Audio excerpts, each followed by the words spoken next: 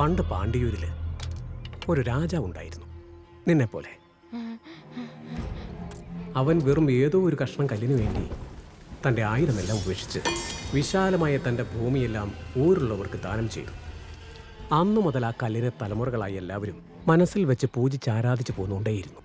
അതിനുശേഷം വന്ന തലമുറകളൊക്കെ ആ കഥകളൊന്നും വിശ്വസിക്കാൻ തയ്യാറായിരുന്നില്ല. ദാനം കൊടുത്ത ഭൂമി തിരിച്ചു പിടിക്കാൻ അവർ തീരുമാനിച്ചപ്പോൾ ദൈവകോല പ്രശ്നമായി അവർ വന്നു.